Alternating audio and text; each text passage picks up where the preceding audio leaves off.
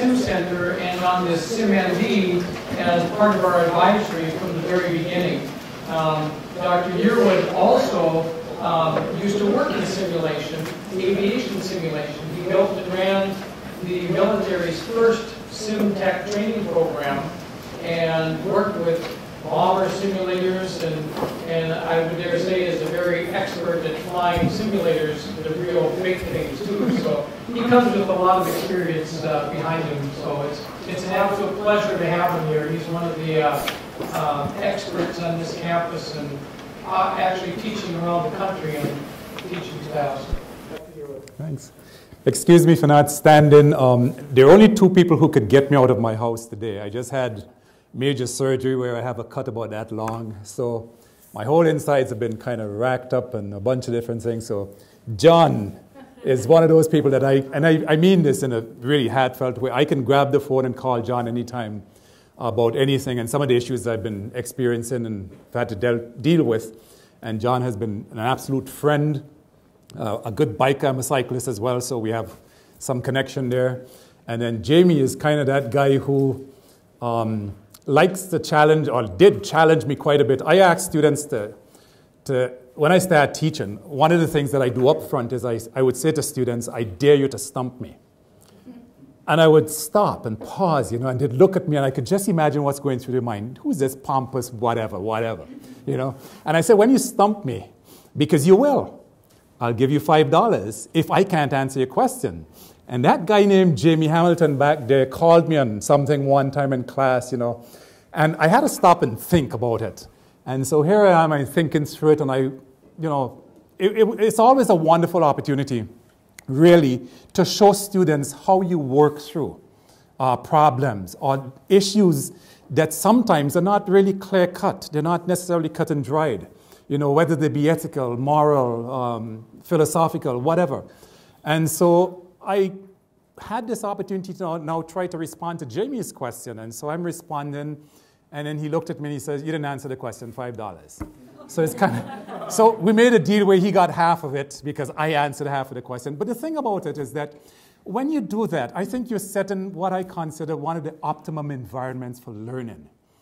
Despite how many of the numeric years I've had teaching, there is always something for me to still learn, and not only learn from the literature or colleagues, but learn from students as well. So in your case, you get to graduate, or you graduated some time ago. I have not yet graduated from the academy because I have not learned everything there is to learn. So that's why I'm still a teacher, trying to learn stuff when you've already learned it. So I think what I'm saying long and short is you try to, when you think about teaching and learning, you think about how best to set up that environment so that it is conducive to both teaching and meaningful learning as well. And so working with Jamie and John has been a great experience for me, and I don't know that anybody could have got me out of my house today. I normally am running around the room. I will not be doing that. I can't do it. So bear with me for sitting. It's not my style in terms of teaching, So, and that's only because there is some discomfort in a number of places. You well understand that you deal with medicine. Coughing, I just was able to learn how to cough. I think it's Sunday. I finally could cough, and I could get my voice projected, and I sneezed on Monday, and I thought, man, this is a good thing I only did this now because I would have been in trouble. Okay, enough said. Permit me, to kind of turn away from you sometimes, because generally I don't teach from here. I teach from there, and I teach from all over the room. And I normally have a computer there that sometimes I rove with because I use my iPad as kind of a wireless device that I can see as I advance the slides. But we're talking about learning to teach and facilitating learning.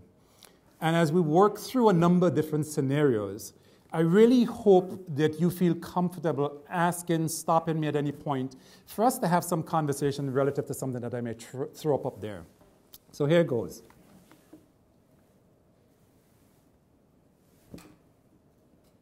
The slides never work when you want to. Just slide the mouse down to the bottom and see if it could probably play.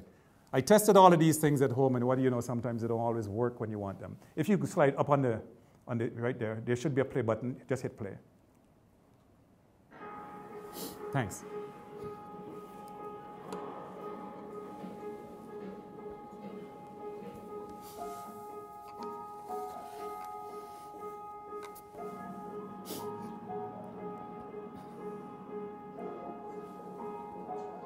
Can you see that clearly? Okay, good.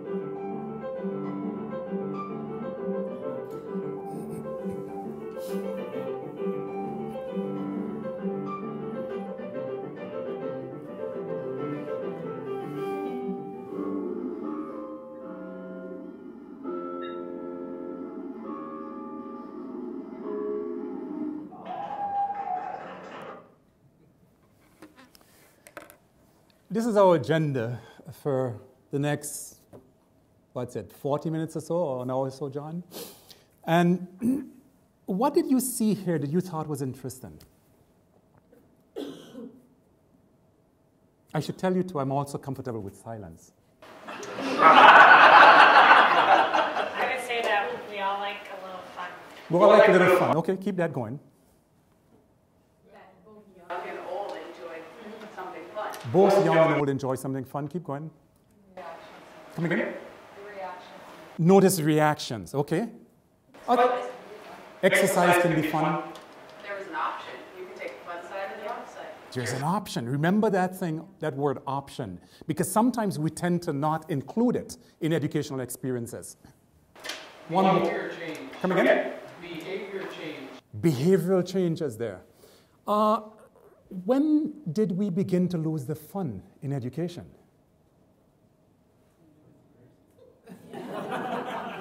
I missed some of that. First grade. Actually, I think you won't be too far off. Probably about second grade is when you started losing it. In kindergarten, anything goes. I mean, why? What's this? You know, I want to do this. And the teacher permitted it, right? And a lot of rich learning was taking place. And then you get to grade 1 or second grade, and they say, sit straight, look to the front, no talking, no sharing of anything. And all of a sudden, systematically, we started as educators to work the fun. And the changes, the behavioral changes, we start modifying it to suit our needs. Possibly a need for control, right? There are lots of things that we need to do now as a result, which are somewhat remedial in nature when it comes to education. And so on your handout, you have 2 questions there, 2 primary questions. Does everybody have the handout? If learning is a natural phenomenon, then why does it have to be nurtured? It is natural. It is one of those innate things. But you see, we start putting barriers, and we start limiting, and we start saying, don't, and, you know, stop, and you can come up with all the different adjectives. And in a way, when you do that, you begin to impact learning. Whether it's, you know, we can think of learning from several different angles. Spontaneous learning, you know, experimentation. You really start putting a cap on that. And this is why I think you're in one of the fields that I really enjoyed. And I have fond memories of simulation, and I still utilize simulation to a large extent to help facilitate learning. Right? And you'd hear me saying sometimes when I talk about simulation and learning, or learning, I talk about meaningful learning, because I have no doubt that a lot of learning is taking place, but sometimes I question the extent to which meaningful learning is taking place, and I make a distinction there. The second question, and something I should tell you ahead of time, and I can't really practice this the way I'd normally practice it because I'll jump up and go around. Normally when I ask a question, you know, before I ask the question, everybody's looking at me. The minute I ask the question, everybody becomes preoccupied with something else. They don't want to make eye contact because they're afraid if they make eye contact, you're a sucker, you're going to be called on, right? So really, you have 2 options. When I call on you, you can say, pass, and you have to pick someone to pass to, or you can answer. But if I was mobile, more mobile, I like to deal with those people who suddenly write in notes because they look down and I get down there on the floor and I look up at them too. So could you read the second question for me, Barbara, please? Passive versus active learning. What is the difference and why does it matter? And I just like to take notes, really. I just did something to her or with her. What was it? I just engaged her, right? I pulled her out of that state of passivity, which is what tends to happen a lot in a learning environment. I am the teacher, you're the student, predefined roles. I am active, you're less active. We're going to talk later on about something that I want you to file in the back of your memory or your mind. He or she who talks the most learns the most. Think about that from the instructor's perspective. So as you work in simulation, create these scenarios and then have students walk through them, and don't create scenarios that are so closed-minded or so closed or so predefined or predetermined where you come out with one or another answer. No. Create scenarios that goes beyond the this is correct or this is wrong. Scenarios that take you to, okay, now what? So what? What's the next step? You begin to involve some critical thinking, analysis, synthesis kind of things.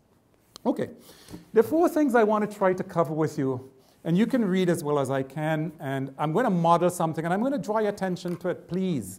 If you ever do use PowerPoint, there are 2 buttons that you should learn to, oops, I don't know if you have that here. Do you have one of these blanking screens where you can blank the screen? Okay. One of the things that I do routinely is I blank the screen because people tend to look and gravitate towards the screen. My presentation is not on the line, and if I were, Jamie could tell you I like to jump up and down, and I would jump up. A 2-footer means you got to understand this. So I'll do this for a 2-footer, right? It means you got to know that. It's going to be on the test somewhere. You're going to hear about it again. A 1-footer, there's a good possibility. And the reason I do that is to draw attention away from the technology to us and the conversations that we're having. If you don't have one of these little gizmos that will blank the screen, the quick and easy way is just hit the B key. And what the B key does is, and she's going to hit it, it blackens the screen for you. And any key you hit, it will reveal the screen again. So my Vanna White over there is going to, go ahead, Vanna, bring it back for me. Jamie, let's go with the one from Theory and Research Principles. Jamie is going to pass out a handout to you. And I'm going to kind of walk through a little bit of this as Jamie hands this out. There are 2 things I want to look at in the literature, and the other one should follow close, Jamie, which is adult learning, characteristics of adult learning. It is always important for you to have some foundational understanding of the theories associated with teaching and learning. You don't have to know them all, but you have to understand why does this work and what is the significance of this. I've had, now tomorrow will be 2 weeks since I've had surgery, right? And I was told in the first week, and John did kind of hint at this, get used to sitting, lying, and the only thing you're controlling is a remote control for TV. They weren't kidding. That first week, I was literally so doggone beat that I had no energy to do anything else but sit through, and I'm not a TV watcher. And so my wife stayed home for that first week, and she helped me in doing a number of things. And I began to understand the difference. And it's weird. Here I am supposed to be relaxing and looking at any kind of senseless movies, but I'm analyzing the movies at the same time. Some people, let's take, for instance, let's play cops and robbers, right? Or cops and, what do you want to call them? People who don't do good things, do evil things.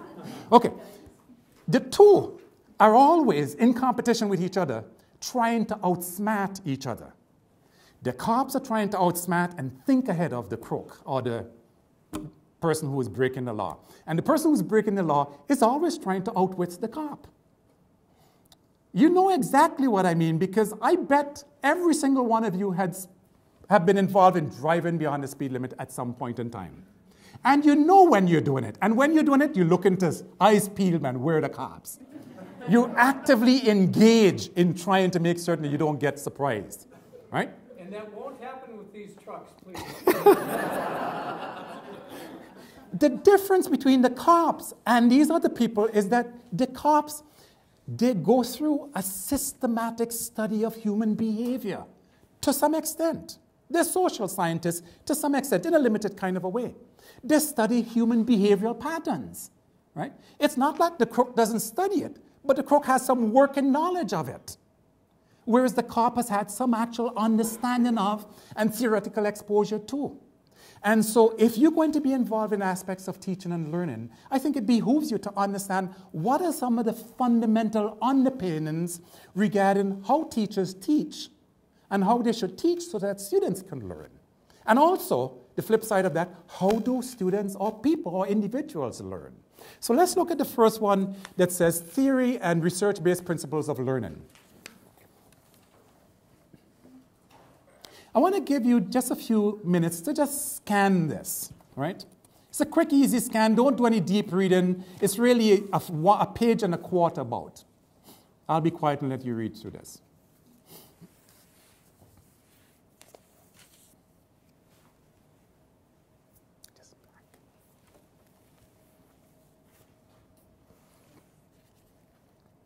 Don't study it, just scan it.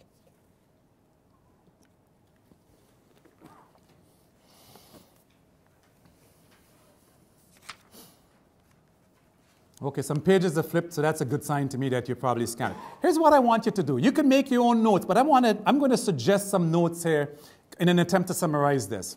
Read this later because I think you really need to just look at this. Number one, and if you want, you could probably share some ideas in what you think you see and what number one is saying. I think number one is really getting at identifying what students know and do not know. If you're going to be involved in an aspect of teaching, you need to know this. What do you think students know and understand? And what do you think they do not understand? Because they're not blank slates when they come to you. They know and understand some things, and they have gaps in their knowledge. And if you know where they are, then optimally you know where to start in your work with them. Right? You may think that you're involved in an aspect of simulation, in an aspect of strengthening the skills necessary to treat patients. You nonetheless are teachers and you don't realize it. Every one of us is a teacher at some level or another, right? Understand what the patient knows or is capable of understanding relative to whatever is bothering them, because that will allow you to make a proper assessment of whatever that is that you need to assess, right? Number two, and please feel free to holler out if you think you know what this is saying or you want to summarize it for us. I'll do the second one, and then I'm looking for volunteers thereafter. It's important that you help students connect the dots. All too often, we teach things in the abstract as just like exists in the academy. We have a perfect system of silos, and it exists in every profession, right? There must be somewhere to show connections or how things are integrated, right? Number three, somebody. I can start it by saying, why should students study anything?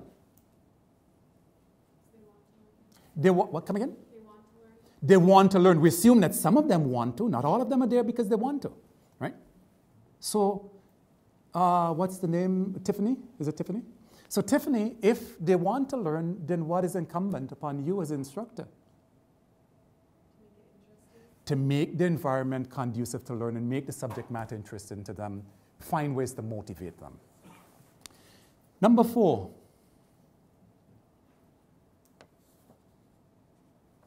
application might be one way to think of that. Number five,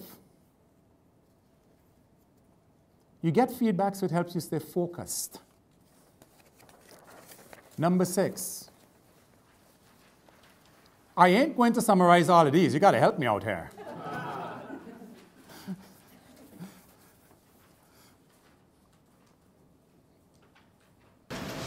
A lot of that depends on the students' generation and how they learn.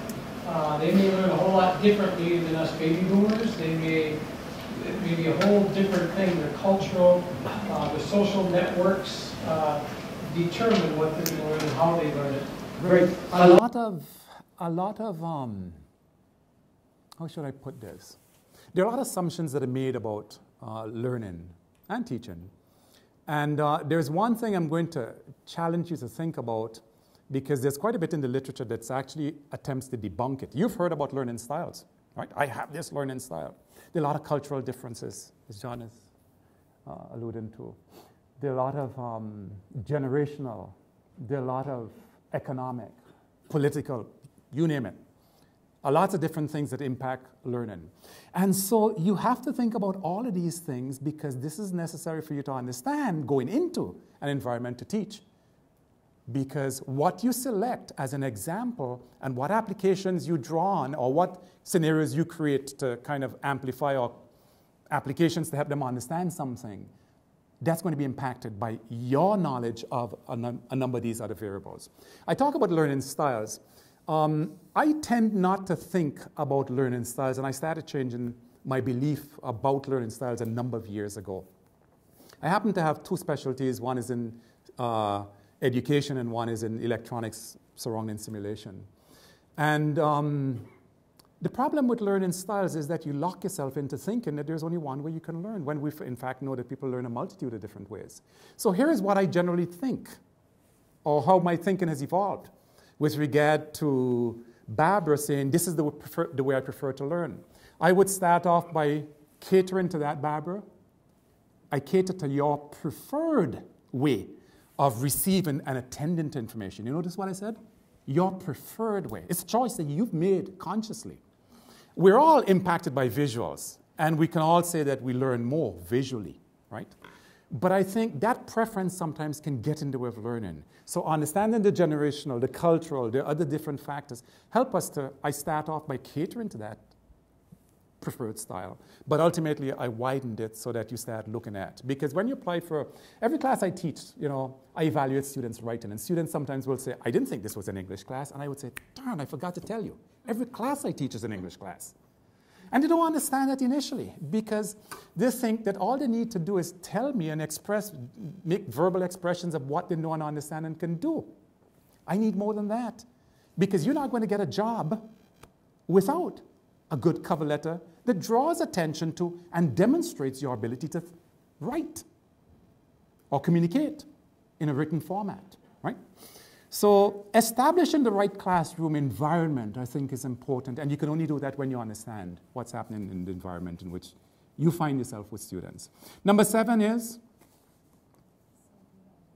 self-evaluation. Let's take that a step further, and hopefully self-evaluation would lead to what? To improve or increase learning, and ultimately the word I'm wanting to bring out is empowerment. As educators, you're going to need to find ways to empower students. Give them a chance to demonstrate what they know, understand, and can do. And simulation is great at this, because it allows you to say, practice again, run this over again, try this a different way. Or you present a different scenario, same thing, different way of looking at it, so that they understand. Okay, so what you have here are some basic fundamentals with regard to teaching and learning. The second one I want to draw your attention to that Jamie passed out is, did you pass out the adult learners, Jamie? Okay.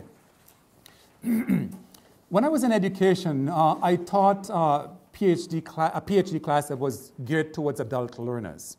And one of the things I moved quickly to establish, the literature is interesting in terms of how they identify learners. They categorize them as adult and non-traditional, adult or non-traditional and traditional learners.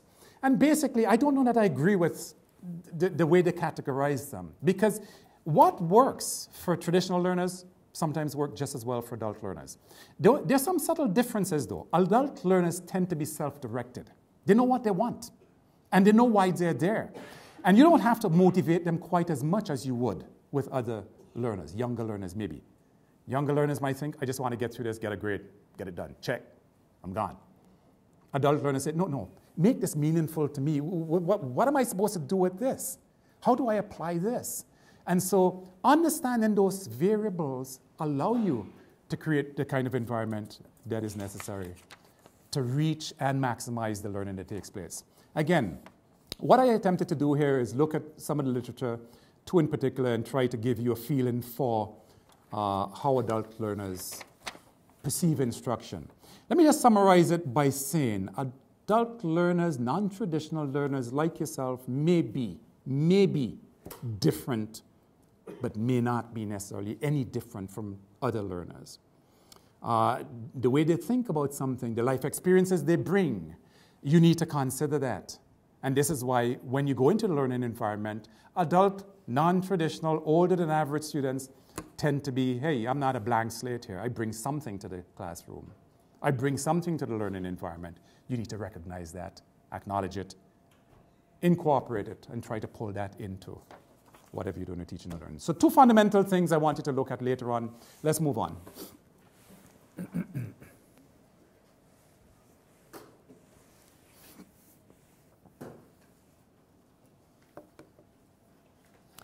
There are 3 metaphors that Maya has come up with regard to teaching and learning.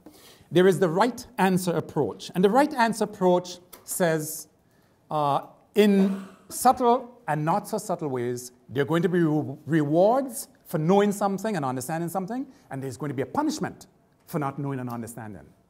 Right? That approach does not work very well. You don't punish people for not learning. The question might be, so what do you call when somebody doesn't get something or doesn't understand something? Is that failure? No, it isn't. It's an opportunity for more learning. You're in the perfect environment where when people you're working with or you're trying to teach something do not grasp it the first time, that's an opportunity to reteach it. Right? That's an opportunity for learning. Don't make the mistake of repeating the same thing you said to them before when they did not get it. Nicole, that doesn't make any sense, does it? Yet that's what we do.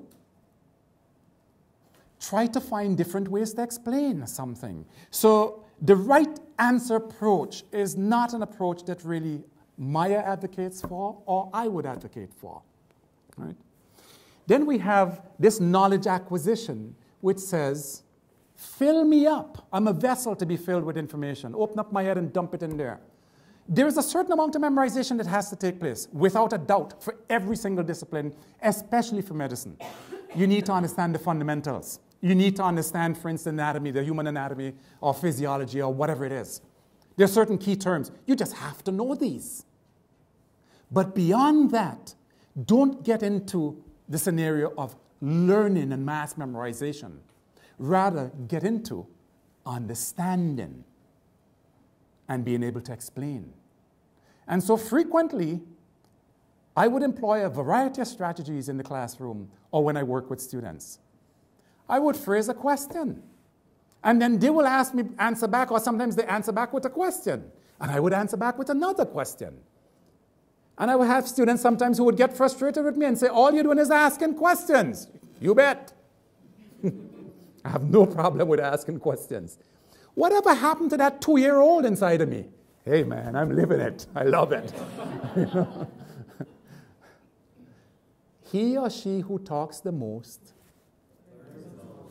Give your students a chance to talk. Don't be the only person talking. If you are the only person doing all of the talking, then what role are your students playing? How are they assimilating? How do you know that they understand anything? Give them a chance to wrestle with, to struggle with. This is the part that I like much better. You see, because we need to think of learning not from the first metaphor and not even from the second metaphor, because if you think of these metaphors, they establish predetermined roles for the instructor and predetermined roles for the student. One is an active role. Who is active? And who is passive? How much learning takes place in an atmosphere of passivity? Not a whole lot, right?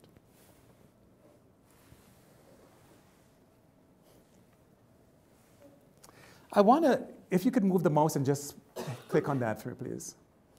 I want to, we need to get to the web. Could we? You might have to get out and just sign in from my wireless.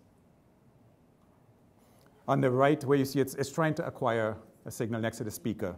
If you right-click on that down there next to the speaker, right down there, yep. Then you should see a network connection. Do you have any? You have wireless in the building? Mm-hmm. Okay, so we should be finding something there.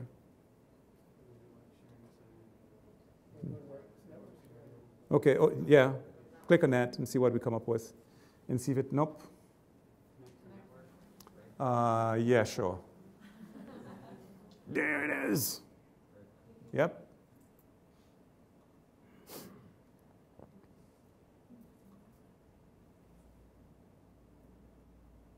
You might have to relaunch. Control and right, Shift F5 to bring that back up. Shift F5. And then one down, one click, and then click on that. Now let's see what we get. Medina is somebody who's written, done a lot of work, and he has a book published on brain rules, and it's wonderful. Now, on the memory, there should be something up here that comes up. It's not quite there. Scroll down a bit and let's see. Okay. Nope. There should be a play for several things inside, and I'm not seeing them. But he has little, like 15, 20-second pieces that I wanted to show you, and I may end up having to summarize these for you. Oh, yeah. Be sure to tell us what your password is, Amy. Yeah.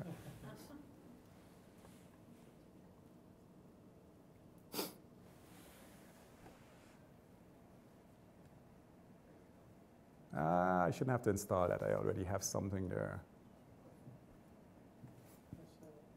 I wonder if you say, just click to read, and oh no, I'm trying to find a way around it. But you know what? Maybe we just forget this. We don't have to get this. That's fine. Let's go back to where we were. Okay, in essence, here is a summary of some things with Medina relative to human cognitive systems. How many of you have heard of something called 7+2 in terms of memory capacity? Haven't heard of that. There's quite a bit of work that was done in 1956 by a guy named Miller. And Miller basically was saying that human memory has certain limitations. We can remember 7+2, 5+2. You've heard about it? There is one explanation that some people offer as 4 numbers. That's 7 digits. Supposedly, some people have tried to draw the connection to say that's why this research was so seminal and it's important that, and Medina basically says not yes or no. Medina says, and here is one of his rules, remember to repeat, and repeat to remember. Those are the 2 brain rules I want to just get across. Remember to repeat, and repeat to remember. Essentially, there has to be some element of revisiting content that was shared with students.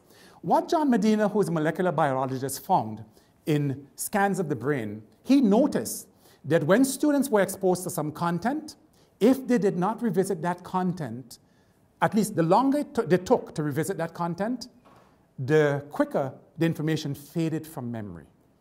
And what John Medina found, which I think was so interesting, he said that if you don't revisit content within 90 minutes, and then he goes on, and I think I can't remember the hour limit, but for every so many minutes that you don't repeat something, they actually look at the neurons, and the neurons basically reset themselves as if they were never exposed to the content over a certain period of time. Now, you don't look that excited about that, but I am. Essentially, if students don't periodically and systematically revisit content that they've been exposed to, they will ultimately forget it. And so he developed these 2 brain rules called remember to repeat and repeat to remember. Right? You could look at his book sometime later on. It's a really interesting piece, and I'm sorry that we can't get a chance to. So here, and I'm just going to throw these all up because we need to run through some aspects of this. Here are 4 things here that I think you need to be aware of with regard to how people learn. And I'm going to show you, I'm going to get out of this supposed lecture mode and get into some practical examples to show you in just a bit. So bear with me. Almost there, Tamara. Is it Tamara? Yeah. She's Tammy. She said, when is he going to get to the good stuff? I'm getting there. A gentleman named Richard Meyer talked about dual channels for processing information, right? Here's what I want you to get from those 4 things that are up there. Number 1, we have 2 primary ways of receiving information. One is auditory and visually, right? And so when you create content for teaching purposes, you need to keep those two things in mind. And you need to avoid the possibility of overloading any one of those channels. If you overload people with too much visual content, you lose them. If all you do is talk at them and read verbatim what you project up there, you lose them. So we have something called cognitive overload that can occur. So be aware of the two channels for processing information.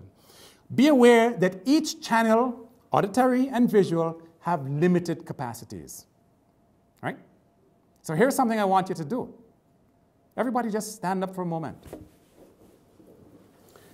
Turn to the person next to you, high five the person.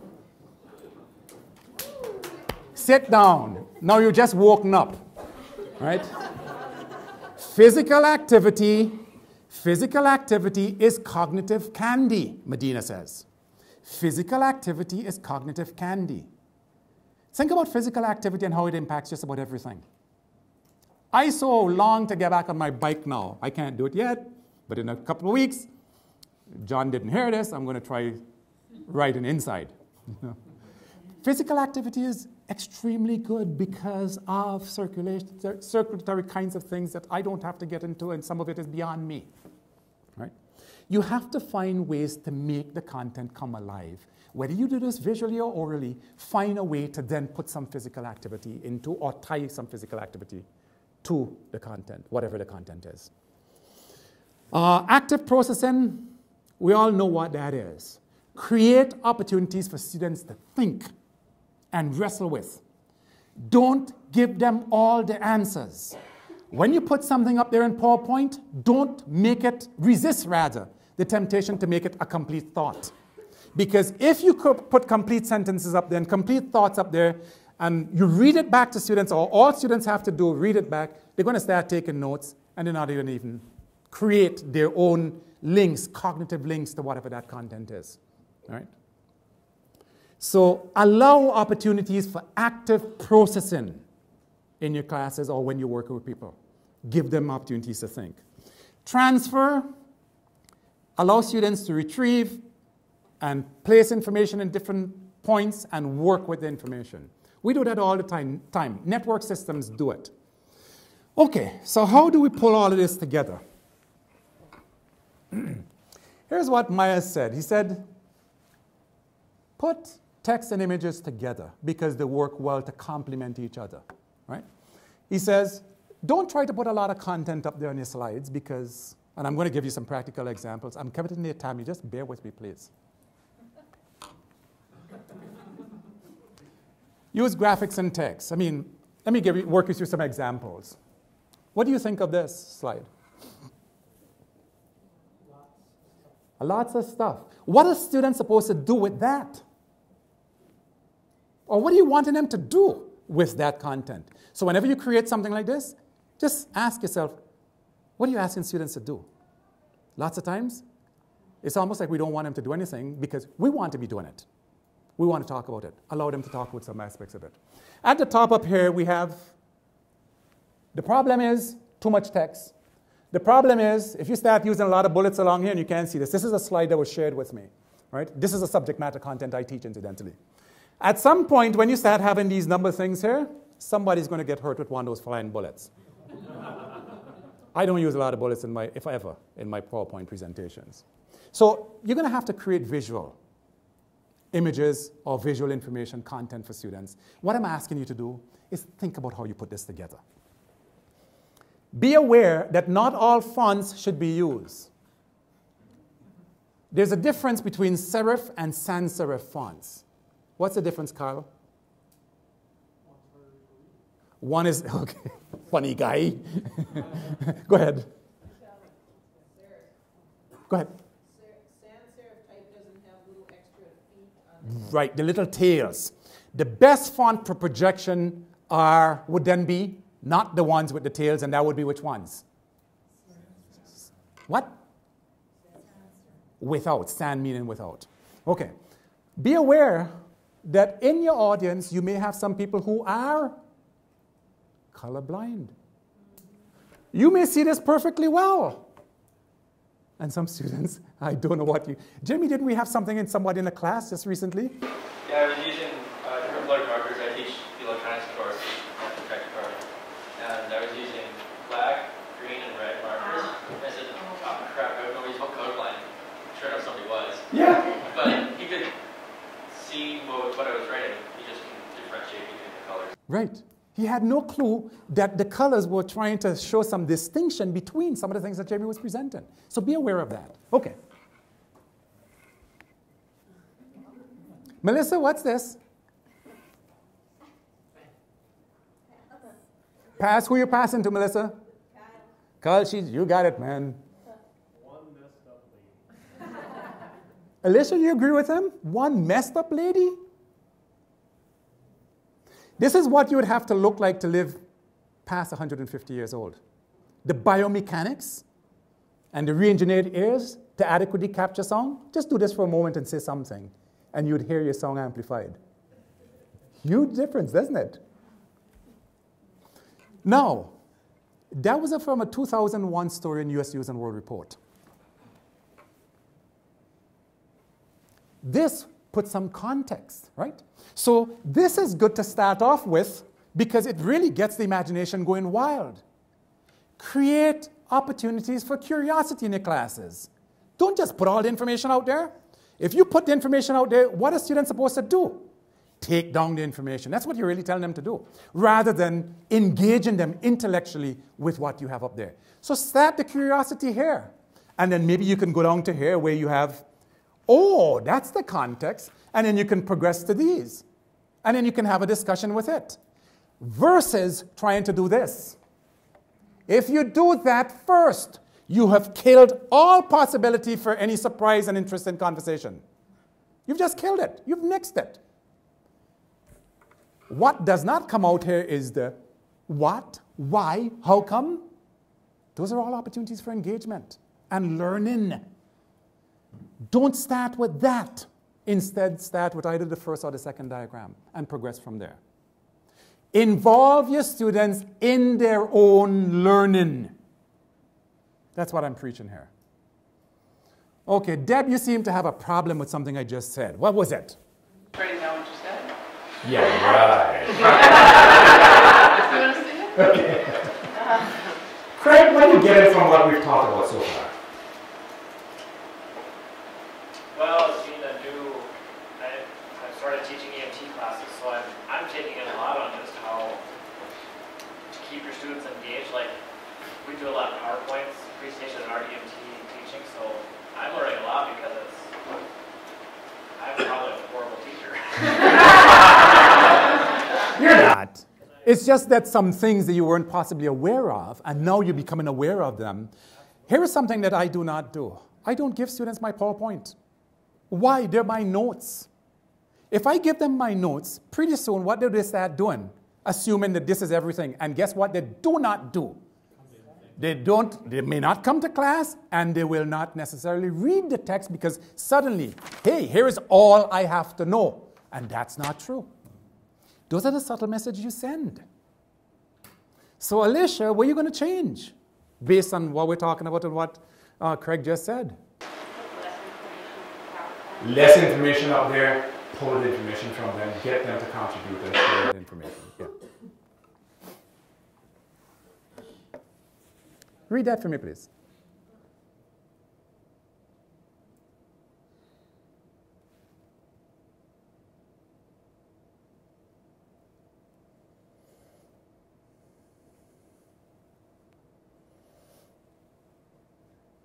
Erica, I believe that. Just okay, you don't have a problem with that? I mean, if we're going to invest in people, I want to see a return on investment. Period. I don't think that I should be spending for expensive surgeries if I can't get something back from individuals. I teach a class called Technology and Society. And when we get to the technology and health part, I throw this up there.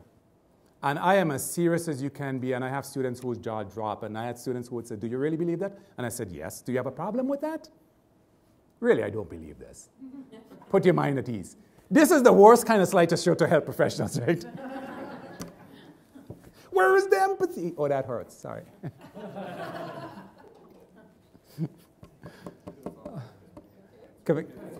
Yeah, well, I'm okay. What's that? You said that hurts and everybody laughed. No, it's okay. Okay. So what I am doing here is provoking an emotional response. Humans are emotional creatures. We all are. At some level, we are. We like to think that we're logical, we're systematic in terms, and we're rational, and we are. But at our very core, we're emotional creatures. And so use something like this to trigger an emotional response, to start a conversation, to engage students.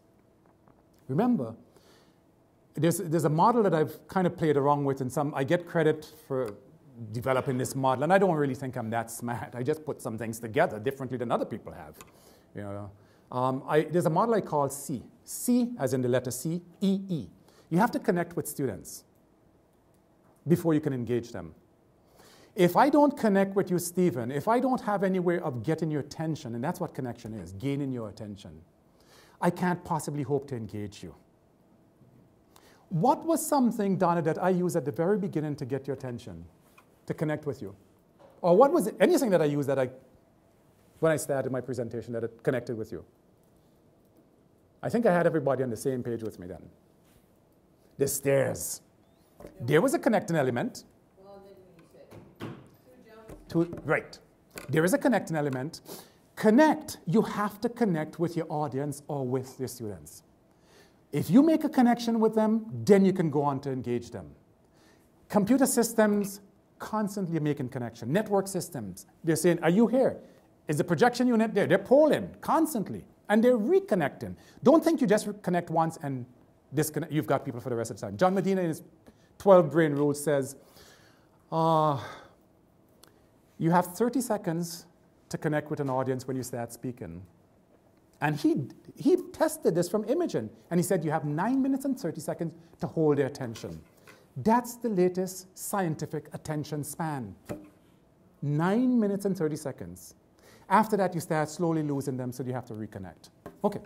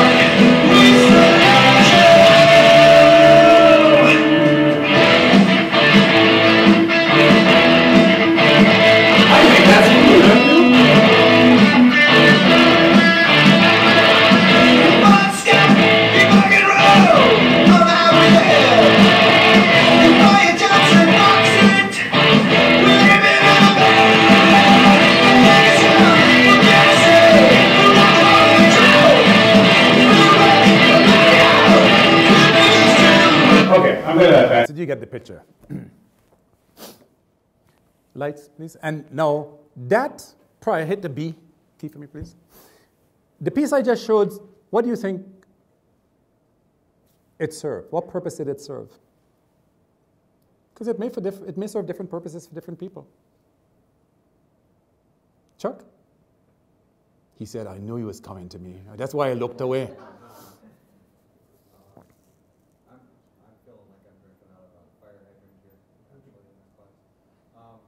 Meaning? Well, this got my attention. Okay, good.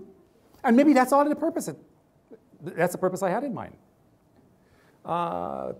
Clifford, what purpose did that serve for you? That was very good. It's like, you ever drank out of a fire hydrant? That is intriguing. There's something wrong with this side of the class. Corey, go ahead. What is? The purpose of the video? Just bring it back. Possible reconnection. Okay. And there may be several purposes here. Again, I teach a class, Tech and Society, and there are various different sections to this. So when we talk about technology in aviation or technology in some aspect of whatever, creativity, sometimes I start all of my classes with music, most of my classes with music. And the musical piece could vary. I start off with my music, but then the rest of the class, everybody signed up for something. They show a YouTube piece or they show a musical piece. I use music as a form of therapy, and this reaches way back into, I suffer from cluster headaches, which could be severe. You're probably familiar with that. And I guess some of you at Ultra have probably seen me, and they're not my best moments. I don't know. But I seriously use music as a form of relaxation, and my daughter is now a music therapist, partly as a result of whatever. Cleveland Medical Institute published a piece, and it's a fairly older piece, and it talks about the ability of music, or the influence of music on blood vessels, the inner lining of the blood vessels, and I had no idea that this actually took place. Supposedly it relaxes them. So students come into my class, I'm trying to set the environment to say, forget your worries, forget whatever. Sometimes I use this as an attention drawing piece, sometimes I use it as a reconnecting piece, sometimes I use it because it's related to content we're studying. Doesn't matter. You don't have to create all of these pieces. They already exist out there in the web. Find them, employ them in some way, shape, or form, right? Mix your teaching up is what I'm saying. Okay. Take off the B. What does this do by itself? Maybe something, maybe not anything. Maybe it helps to explain a process. Without text, does it help? Well, if you understand some aspects of this, and Jamie is familiar with some of this because I taught some of this, he took classes relatively, then we can have a conversation. It doesn't need text. But for some people, you may want to have textual content. So you may want to do this, not the textual content, but what might be a problem with this, Shelley? It might be too busy and too much. Too busy, too much, leading to cognitive overload. I've got to focus on what is it exactly you want me to focus on. Professor, teacher. Direct attention, and you need to be systematic and discreet about how you do that. So it may be that, so there is one extreme, here is the textual extreme. Do we really need that much text up there? Is there a better way to get the same information across? Those three visuals you saw previously, they're explained right there in the text. I gave you one extreme, visual content. I give you another extreme, textual content. Now how about somewhere in the middle? Too often, what was that again, Stephen? I don't want to ask Donna, she knows. What's this? A two-footer, and it means? I'm going to ask you about this at the end of the class. Much of education and much of everything in life tend to be from the extremes. Let's get away from the extremes and let's find some happy middle ground somewhere. Whether it's politics, it's religion, it's education, we tend to operate too much from the extremes. Learning occurs along a continuum from one extreme to the other extreme, not at the extremes. The reward and punishment model does not work. The knowledge creation model does work. The other model of knowledge acquisition does not work very well either by itself. So how about if we did this instead? Some text, limited though it may be, with graphical elements. This whole session is about learning to teach and facilitate learning. And what I'm trying to do now is I've worked from the theoretical foundation to giving you some practical application or ways to do this in your teaching and learning, whatever that is that you create. So here's one possible way of doing this. I get my information across. This might be the point at which the instructor does less of the talking and asks students, explain, tell me what you understand by what you're seeing up there. Move from that state of passivity to an active state of learning. The three images presented as images alone, presented as text alone, and now presented augmented with text. Which do you prefer? I'm not asking you to make a preference necessarily and say, this is the best, this is the environment may be different. And so you have to determine, but I'm saying try to find a happy medium where you go back to what Myers said and Medina. Myers talk about multimedia learning, Medina talks about brain rules, and they basically says, you have 2 channels, let's find ways to utilize them. Let's try not to have cognitive overload by only text. Excuse, less is better, etc., etc.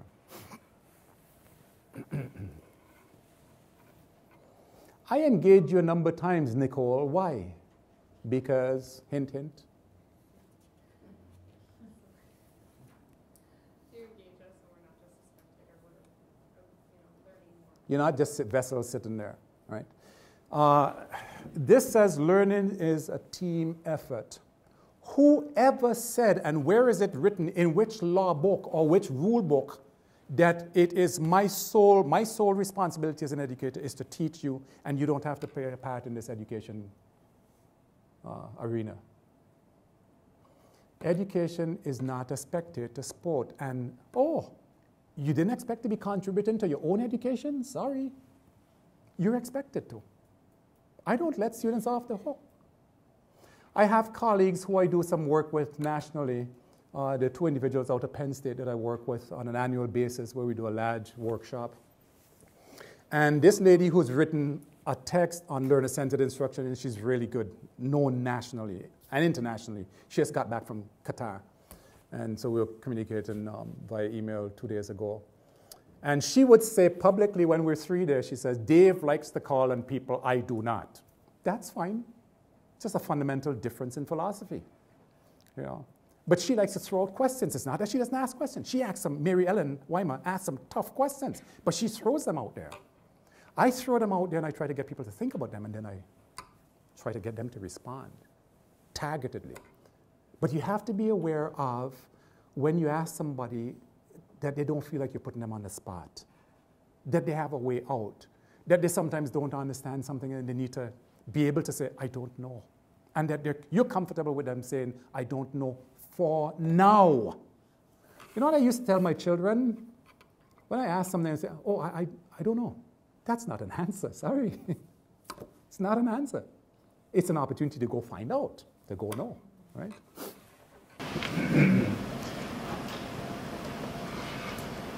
This is where I may have to get up and come over there and run a couple of things, just to show demos.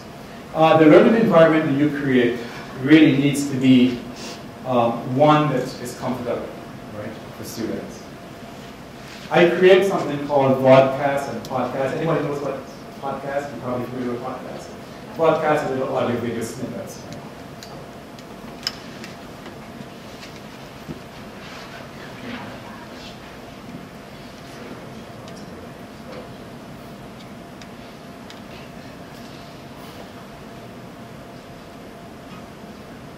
I'm just going to play small snippets of this video. That's because we're not on the web. Okay. So why do you follow that? Will it not allow me to do this? This probably one is not going to work either. My bad.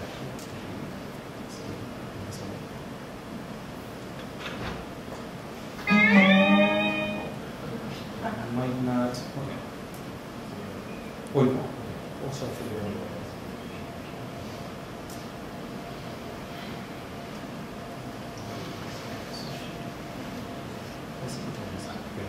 Just bear with me 1 second. Yeah. So we go here, so if we go here, and I should be able to get this to work.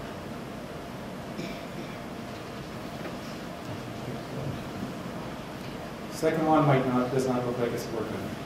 So we go to round 3. Well, that's something else you need to be aware of. When you go planning to teach, expect stuff to not work.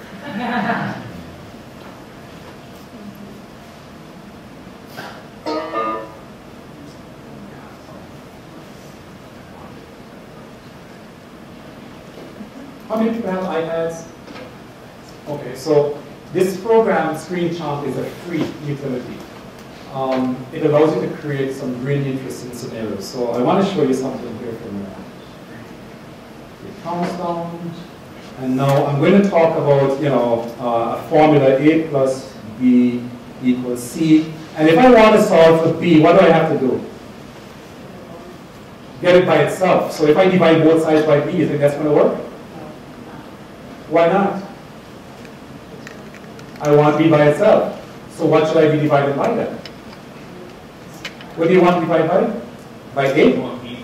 I want B by itself. So what should I do then? Just use A? Okay, so then that A would cancel out, and I would end up instead then with A over C over A. So the answer should be B is equal to C over A. Does that sound right? Okay.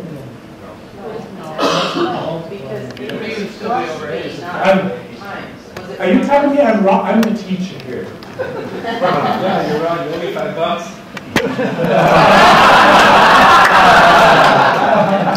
This will get him out of the room. Here is something, and actually, I just modeled something with you, and in fact, I write a review for iPad apps nationally for the organization, and I use this as a way to demonstrate something, and I did wrong. I'm thinking in my head one thing, and I'm doing something else, and a colleague sent me an email and says, hey, you might want to go back and check this, and sure enough, it was wrong, just like that. But here's the point I'm trying to make. So we could go back, we could re-record this, but just for purposes, bear with me on this. You're not getting the audio.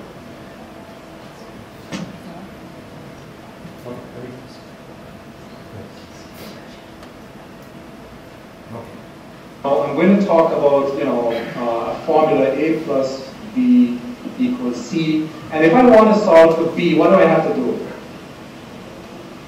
Get it by itself. So if I divide both sides by B, you think that's going to work? Why not? Okay. Here's the point I'm trying to make here. There are two things that I do in class, and Jamie, be quiet.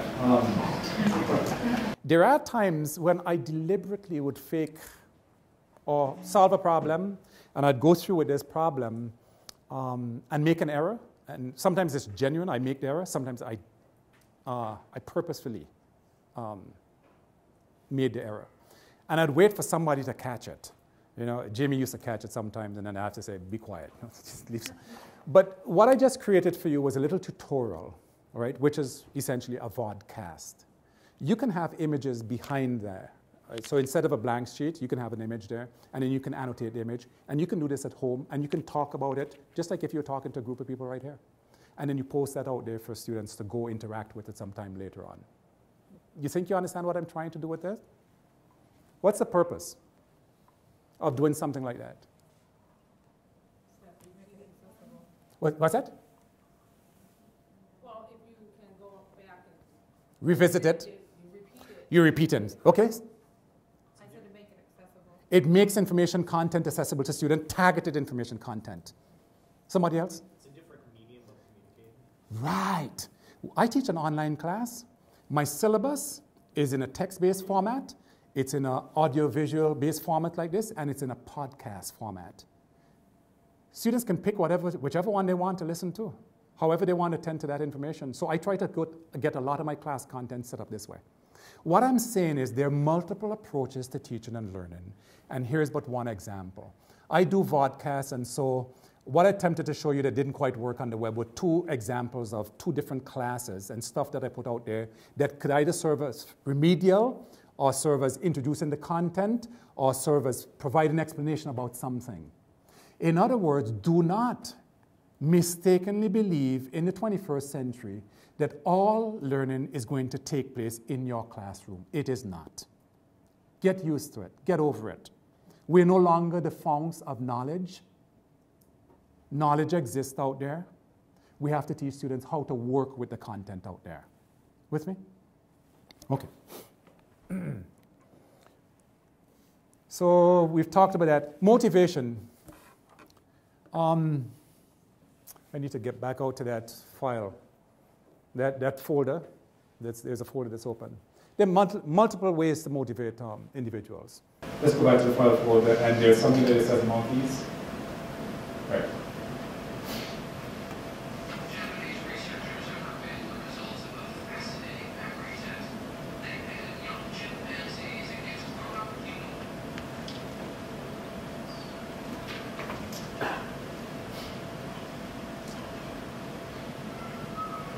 The volume should be about the same way.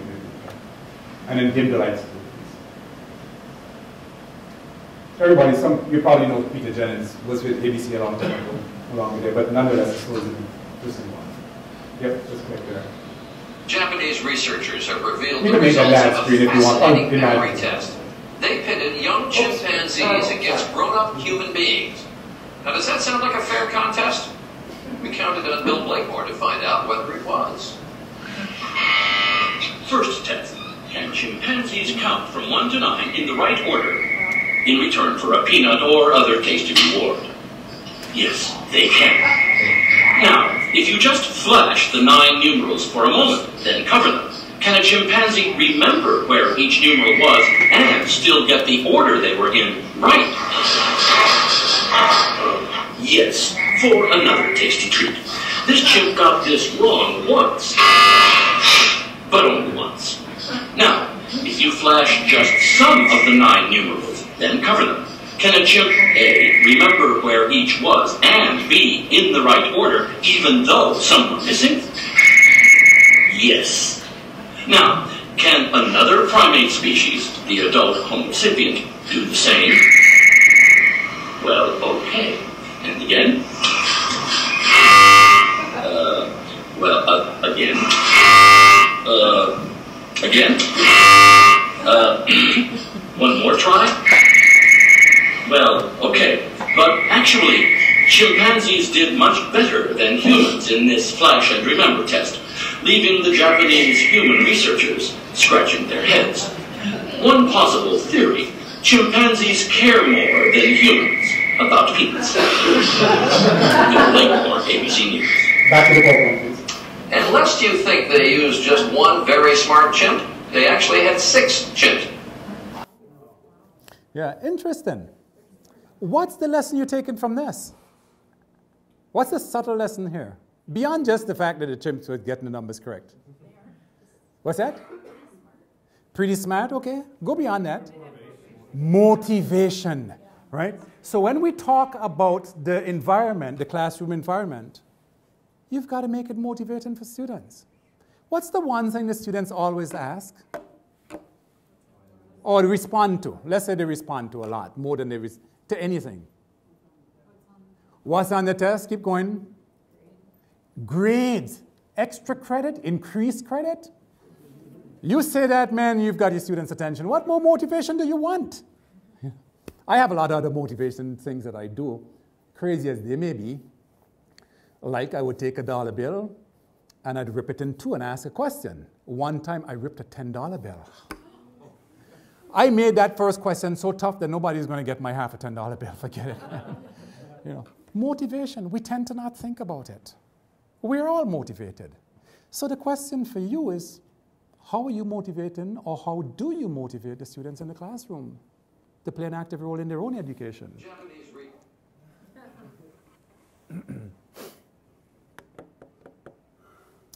I have to wrap this up kind of somewhat quickly here. We talked about that at the beginning. It's not what is the correct response to the simulation scenario that you create, but what if? How come? So what? Because you want to move from the lower levels of thinking, knowledge on this, memorization and knowledge understanding, to synthesis and analysis. Critical analysis. That's what you want your students to be able to do, right? We talk about that talking and learning. He or she who talks the most learns the most. Questions and more questions. You have something there that I called questions, questions, and more darn questions. Oh, yeah, Jimmy's going to pass it out. You know, this is just a summary of some of the questions you might want to consider, and the level of, do you want just recall? Do you want conceptual understanding? Do you want application? Do you want critical thinking? Well, the kind of questions you ask is going to get at that, right? So don't ask questions that are yes, no, or maybe answer. Ask questions that go beyond yes, no, and maybe, right? And there's some sources, some other discussion things. You can read this in your own time. Thinking time. Please, when you ask a question, give students a chance to answer the question. You know what the average time is to when an instructor asks a question and when he or she waits, how long he or she waits for a response? Can anybody guess? 4 seconds on average. 4 seconds. Count it. 1, 2, 3, 4. And the instructor is not comfortable with silence. So he or she turns around and answers their own question. I'm kind of trying to wrap my head around that sometimes. Why ask the question if you're going to answer the question? Give me a chance to think about it. You know what the answer is already. I don't. I'm seeing this for the first time. Give me a chance to think about it. Right? And then really, truly appreciate silence. I would tell Ph.D. students, I'm comfortable with silence, and I would stay quiet for what seemed like 2 or 3. To them, it seemed like it was 5 or 10 minutes. It was only 2 or 3 minutes. Somebody has got the answer, or somebody has got parts of the answer. And I am not speaking until you speak up. This is what we started out talking about, or trying to talk about. I hope I've addressed those 4 things that Jamie and John dreamed up and said, hey, you better talk about these or else. Last slide I want to leave you with.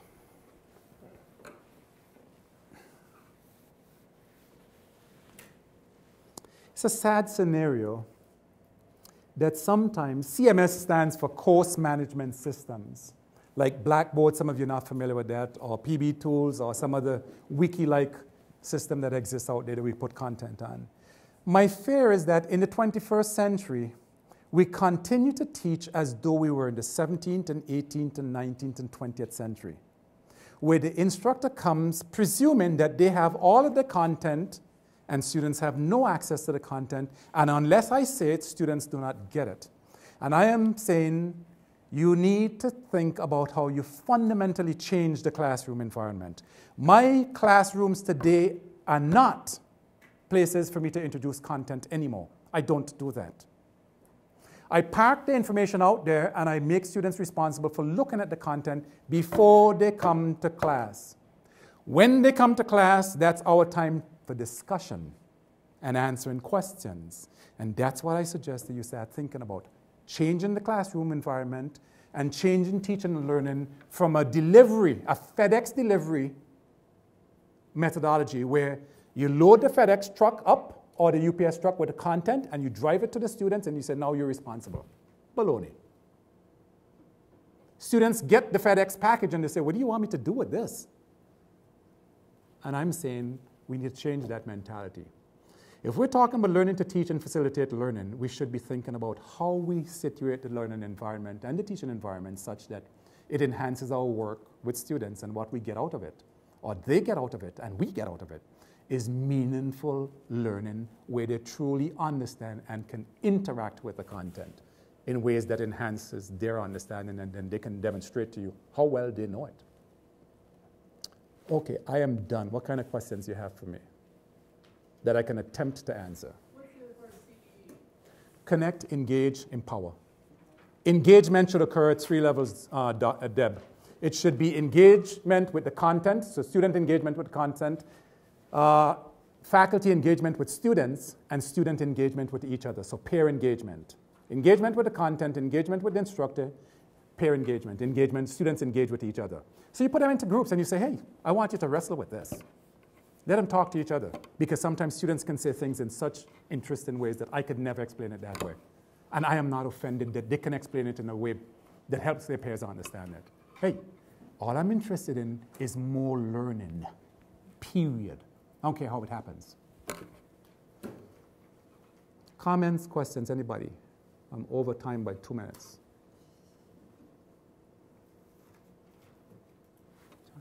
You know, when we're in those trucks, when the teams are in those trucks, a lot of these theories, a lot of these things can be used dramatically because we are teaching with simulation and scenarios, and some of the things that we talked about prior to you coming today was in the debriefing part of it, and how much talking we should do, and getting motivated, that participant who wasn't at all motivated, and getting it talking. So these things from the classroom can apply very directly into the back of the truck or wherever we're using for even the debriefing and running into scenarios. So I think that's real helpful stuff. Someday I'd like to take you out on the truck, or you go out in one of these trucks with these people and put that into play. I bet those learners on that side would be a new loop of learning for them. It really is an interesting experience, and yeah, we're happy to sometime. Questions? We're going to be back on Friday around what time? Noon, I think. Just so you can get, you're no different than my other students. You want to leave town early. Come on, what is this? Don't you understand? Where's my accent from? It's from a little island in the Caribbean called St. Vincent and the Grenadines. And what's weird is my wife is from the same place, and you listen to her, and people would ask me where I'm from, and they don't ask me. And if I happen to be with someone from St. Vincent, I really speed up, and you have a hard time understanding what I just said, and it's really quickly. So I tell students in class, do this to me when I get excited about the topic, which I'm always excited. Slow down, buddy. You really have to, I'm serious about putting fun back into education. You take it out. We've made education a mundane kind of, such terrible experience, and it isn't. It's a wonderful experience. Get back, behave like a 2-year-old again. Come on, get with it. Do you have any podcasts available about like this on this subject or podcasts? Not on this subject. And it's interesting that you asked that, David. I have podcasts. I started podcast in 2003 or 2004 when I did, before people were getting on the iTunes University, before it was just coming into existence. And I had 2 other people, one a med school student, and these are 2 Ph.D. students who were regulars with me, and we did a podcast on statistically thinking. That was the name of the podcast. I do a lot of vodcasts for my classes with students, but I actually am going down to Louisiana May 15th or May 14th. And what you just said just struck a responsive chord with me, because why am I not putting some little snippets like this out there? And because they're actually having me come down to speak specifically about podcasts and vodcasts. And so if I'm doing it with students, why am I not doing it necessarily with educators as well? So I didn't think about that. So thanks for the idea, planting a seed. And there. Slow down. Okay. I got it. That gives us a lot of ideas for our teams as well, and how we can disseminate information to you, how we can get team information around with the use of Blackboard, because they're all getting access to Blackboard and we can share our information. So we could actually do some of this stuff. And nationally, when we go to the international simulation conferences, lots of places are doing that. They're doing simulations, they're doing the videos, and they're doing password-protected podcast type things to do the debriefings. So they can do the debriefings with people who were there for the simulation, but now are across the country. But they can all get them on podcasts and do various other things to work with that. So we can keep some of these things in mind and see how we, as a SimND team, can share things once we get better at this. One of the things that I do, David, come to think of it, is teaching how to use an oscilloscope and teaching how to use specialized equipment. I actually have a program called Multisim, and Jamie has worked with it. And I've created, instead of coming to class and right there trying to teach them how to use the instrument, I actually have a vodcast where I walk them through and I say, here are the basic controls. Here's how you can measure signal. Here's how you can look at the signal. It's all simulation. And it's all simulated. And I captured it. The program I use is called Camtasia. And Camtasia captures my screen and everything I do on my screen, including marking up. And then I put that out there before they come to class. And so they're required to look at that before coming to class. And by the time they get to class, they already have some ideas about how it works. The nice thing with Camtasia, last year they introduced the ability to actually embed a quiz in the podcast.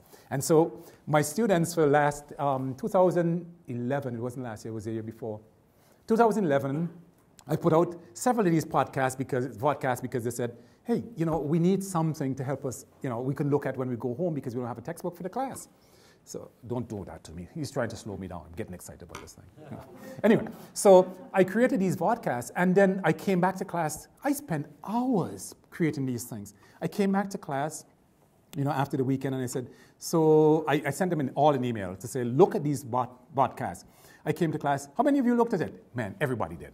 What do you think? Okay. They didn't. So then I said, and how many points did you get on the quiz? What quiz? I knew right away they hadn't looked at the podcast. Now, it allowed me, up until 2011, it allowed me to create a quiz. But in 2012, they added a nice feature, which allowed the program, when they took the quizzes, it sent me their grade, and they didn't realize it was sending me the grade. And so I got their grades whenever they took the quiz. And I could see where some of them would take it repeatedly, and they got better grades after. And the feature in the program allows me to force them to go back to the beginning to review what they did. They couldn't move forward. If you're tech savvy enough, you can figure a way to beat the program. But there's some technology options for you. And as John said, you can use simulated scenarios, and you can actually walk them through a simulated scenario, capture all of it on the screen, and then put it out there for them to interact with. The program is called Camtasia, Camtasia. It's a really expensive program. It's $399, but for educators, it's a $150 purchase.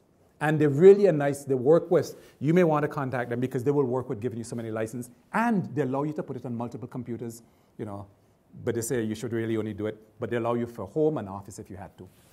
One of the few places that allow that. They're really nice to work with. I've worked with them nationally to get some special pricing arrangement for different universities or colleges. What pops in my mind right away is we need to do pre-briefing for the teams, for the learners who's never been on the truck before, never seen simulation. So we could do those kind of things ahead of time and say, we're going to be out to your institution a week from today. Here's the link for all the learners to look at so they can get oriented to the truck and to the simulator so they know what's going on, so we can quickly get through that part and really get to the simulations. So they could have their pre-test or their pre-review before we get there. This is using 21st century technologies in a really good way. Don't use the precious classroom time to introduce it to them for the first time. Use the technologies to introduce it to them. Use the class time for discussion and expansion and whatever. It really changes the fundamentally the way we teach. It should. I don't think it's a Mac. Camtasia exists for both Mac and PC. It's a dual platform, yeah. But that Screen Chomp, if you have an iPad, Screen Chomp, C-H-O-M-P, it's free. You do it, and then you put a link out there to screencast.com, and then you just paste the link in an email to students. You say, click on this link, and they've got access to it. Or you can save the file too. As an MP4 file, you can save it to your computer and then put it wherever.